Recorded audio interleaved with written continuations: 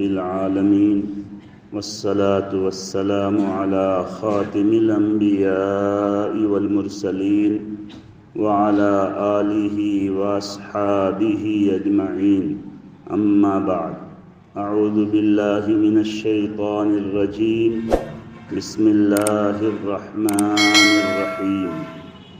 وَكَذَلِكَ جَعَلْنَاكُمْ أُمَّةً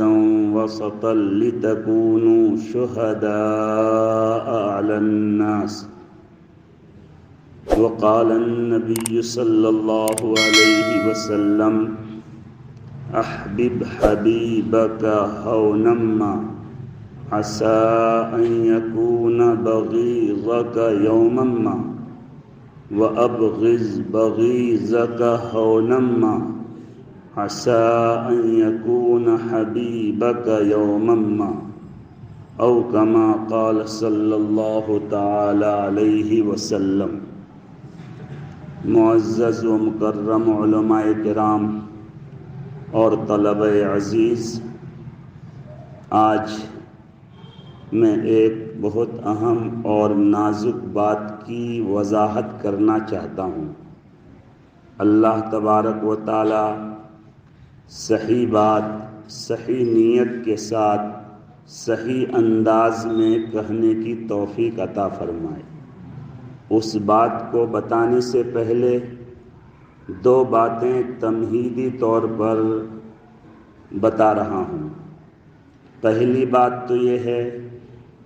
کہ دین کے کام کرنے کے مختلف میدان ہیں۔ ایک ہمارا میدان ہے مدرسے کا، اسی طرح دعوت و تبلیغ کا ایک میدان ہے، تصنیف و تالیف کا بھی ایک میدان ہے، ایک وہ بھی میدان ہے جو ہمارے مظلوم بھائی بالکل میدان میں جمے ہوئے ظالموں کے خلاف جو ہے ڈٹے ہوئے اور ثابت قدم ہیں۔ یہ سب دین کے کام کے میدان ہیں اور یہ سب کار نبوت ہیں۔ الحمدللہ اللہ تبارک و تعالی نے ہم مدارس والوں کو جس لائن میں اور جس کام میں لگایا ہے،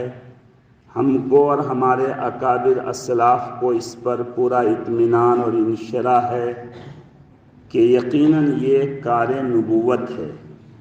چنانچہ قرآن کریم میں جگہ جگہ اللہ کے نبی صلی اللہ علیہ وسلم کے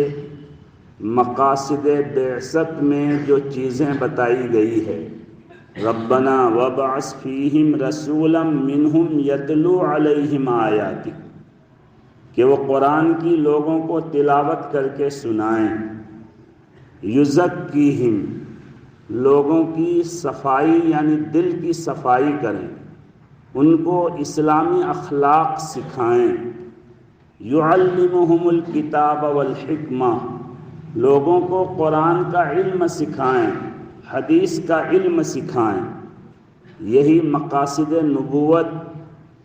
قرآن کریم میں مختلف جگہ بیان کیے گئے ہیں۔ الحمدللہ ہمارے مدرسوں میں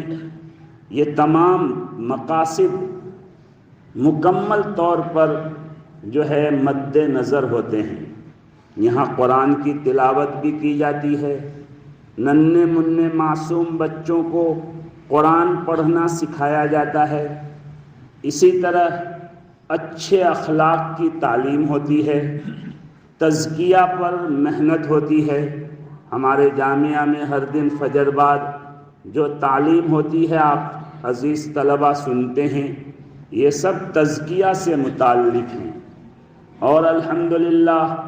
اگر آپ فجر سے پہلے مدرسے کا چکر لگائیں گے تو ضرور آپ کو 2 4 5 10 جگہوں سے اللہ کے ذکر کرنے کی آواز آئے گی۔ یہ اللہ اللہ کرنے کی جو آواز آئے گی، یہ جو صدا آپ کو سنائی دے گا، یہ تزکیہ ہے۔ الحمدللہ مدارس میں اس پر بھی عمل ہوتا ہے، اور قرآن کریم کو اور قرآن کے معانی اور مطالب کو سکھایا جاتا ہے، حدیثوں کو پڑھایا جاتا ہے۔ تو جو مقاصد نبوت ہیں، جو کار نبوت ہے، یہ مکمل طور پر انجام دیا جا رہا ہے۔ اس لیے ہم اس پر مطمئن منشرح اور اللہ کا شکر گزار ہیں کہ اللہ نے ہمیں کار نبوت میں لگایا ہے، اور ہمارے جو بھائی نبوت کے اور بھی دوسرے مختلف شعبوں میں کام کر رہے ہیں وہ بھی ہمارے رفیق ہیں، ہمارے معاون ہیں۔ ہم ان کی ترقی کے لیے بھی دعا کرتے ہیں، ان کے اندر اخلاص ہو، ان کے اندر محنت کا جذبہ ہو، امت میں ان کے ذریعہ بھی انقلاب پیدا ہو۔ ہم اس کے لیے متمنی اور دعا گو ہیں۔ دوسری بات یہ کہنی ہے کہ اللہ تعالیٰ نے اس امت کے اندر ایک خصوصی جو امتیاز رکھا ہے وہ ہے یہ امت معتدل اور میانہ رو امت ہے۔ اس میں افراط تفریط نہیں ہے، نہ بہت غلو ہے نہ بہت کمزوری اور کمی ہے، نہ ایسا ہے کہ دن رات عبادت ہی کرتے رہو، اور نہ ایسا ہے کہ بس سنڈے کو عبادت کر لو باقی 6 دن بالکل چھٹی۔ اس میں اللہ کے نبی نے یہ تعلیم دی ہے کہ عبادت بھی کرو اور حقوق العباد کو بھی ادا کرو، اپنا حق بھی ادا کرو، اپنی بیوی بچوں کا بھی حق ادا کرو، اپنے جسم کا اپنی آنکھ کا بھی حق ادا کرو، عبادت بھی کرو، کھاؤ بھی، پیو بھی، سو بھی،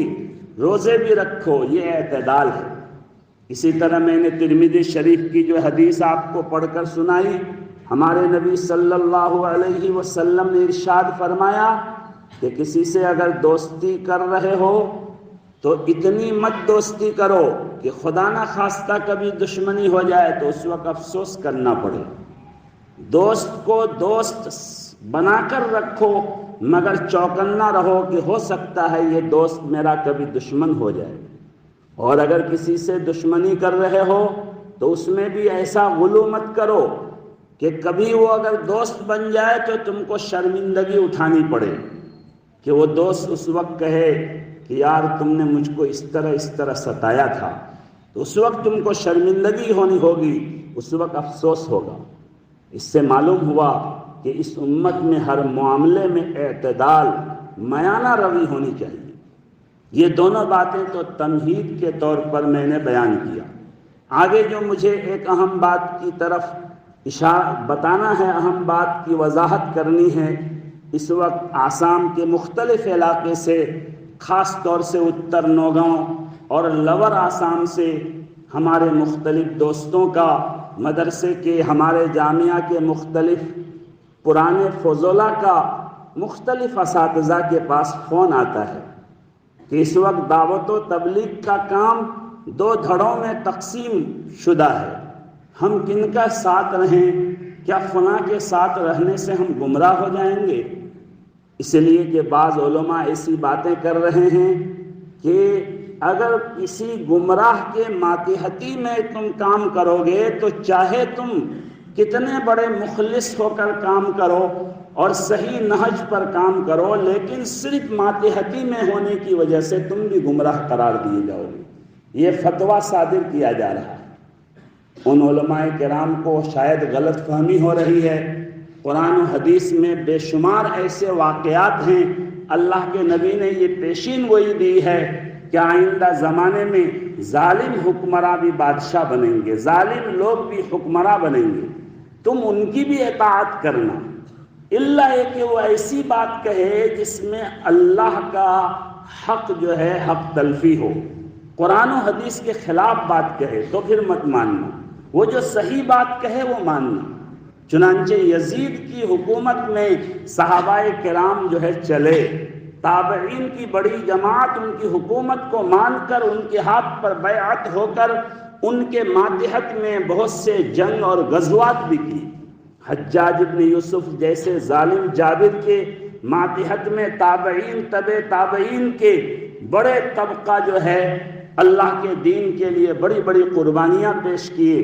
تو ہم یہ نہیں کہہ سکتے ہیں کہ اگر حجاج ابن یوسف ظالم تھا تو ان کی حکومت کو ماننے والے سبھی ظالم تھے۔ اس لیے نفس دعوت و تبلیغ یہ منصوص ہے، قرآن و حدیث میں اس کو کی اہمیت، اس کی ضرورت، اس کی فضیلت بیان کی گئی ہے۔ حضرت مولانا الیاس صاحب رحمۃ اللہ علیہ نے جو عظیم تحریک شروع کی، اس سے دنیا میں جو انقلاب پیدا ہوا اور دنیا کے کونے کونے میں ان کے کام کا جو اثر پہنچا، اس سے کسی کو انکار نہیں۔ ہمارے تمام اکابر حضرت مولانا الیاس صاحب رحمۃ اللہ علیہ کی کام کی تائید کیے تھے، کیے ہیں، کر رہے ہیں، اس سے کسی کو کوئی اختلاف نہیں ہو سکتا ہے۔ ہاں، نہج طریقہ کیا ہو، کن کے ساتھ رہ کر کام کریں، یہ منسوس نہیں ہے، قرآن حدیث میں اس کی تعین نہیں ہے کہ فلان نہج ہی کو دعوت کے لیے اپناؤ۔ جو بھی نہج شریعت کے اصول کے خلاف نہیں ہے، اس نہج کے مطابق آدمی دعوت کا کام کر سکتا ہے، چاہے وہ کسی کے ماتحت میں کرے۔ یہ افسوس کی بات ہے کہ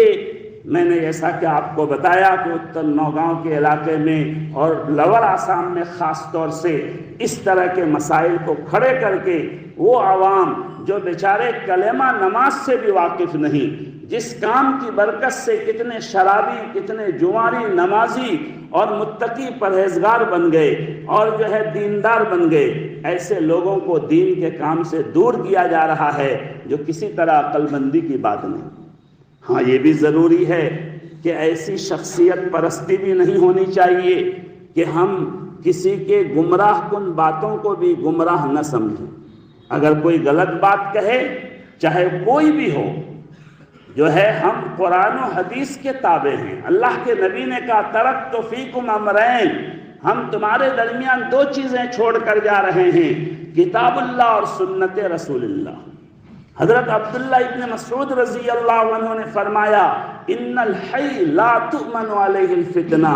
جو آدمی زندہ ہے، چاہے وہ کتنے بڑے ولی ہوں، کتنے بڑے پیر ہوں، کتنے بڑے علامہ ہوں، وہ غلط بات ان سے صادر ہو سکتی ہے، ان پر اطمینان نہیں کیا جا سکتا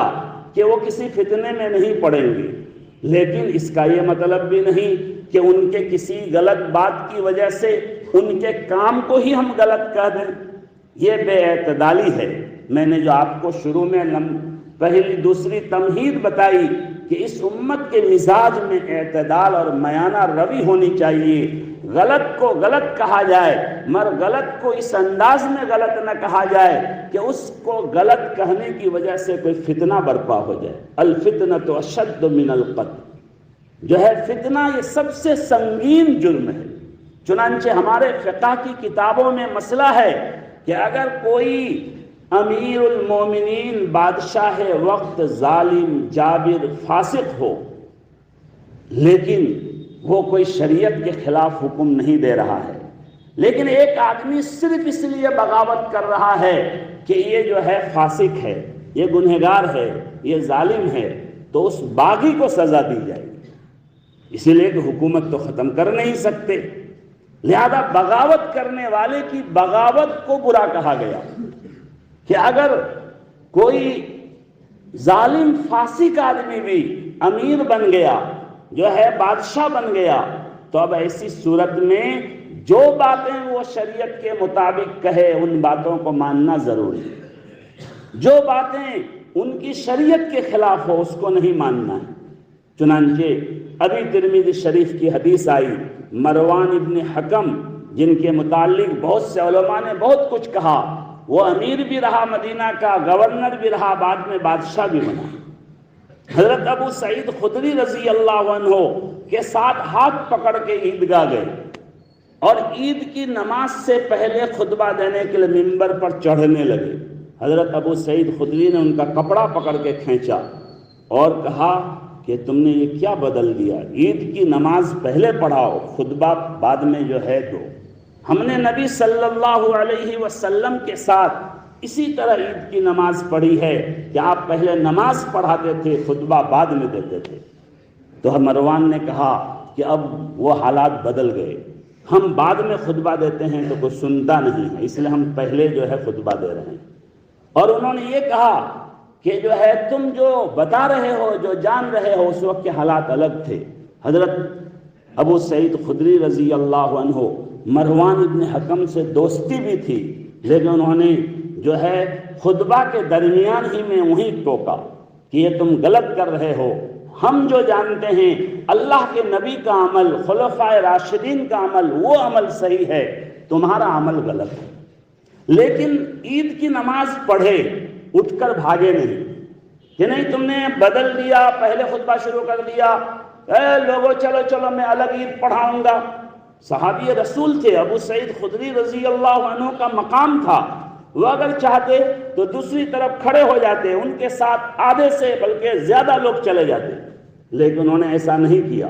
انہوں نے غلط بات پر نکیر کی، مگر خطبہ بھی سنے، عید کی نماز بھی پڑھی۔ اس سے ہم کو سبق ملتا ہے کہ اگر کوئی غلطی کرے تو ان کے غلط کو غلط بھی کہنا ہے۔ ایسی اندھی عقیدت نہیں ہونی چاہیے کہ ہم شخصیت پرستی میں آ جائیں۔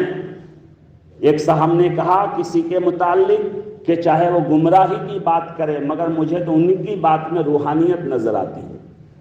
میں نے کہا کہ دجال کے ماننے والوں کو دجال کی بات میں بھی روحانیت نظر آئے گی۔ تو یہ بھی غلط ہے کہ چاہے کوئی گمراہ کن ہو اور گمراہی کی بات کرے پھر بھی آدمی اس کی تائید کرے، اور یہ بھی غلط ہے کہ ان کے خلاف ایسا مارے کا اور ایسا جو ہے محاذ قائم کر دیا جائے جس سے جو ہے دین کو نقصان ہو، دین کے کام کو نقصان ہو۔ اگر آپ کو کسی کا نہج پسند نہیں ہے تو آپ دوسرے نہج پر کام کیجیے۔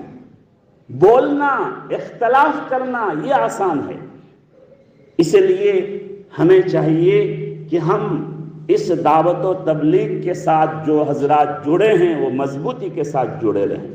آپ کو جس کے ماتحت میں بھی کام کریں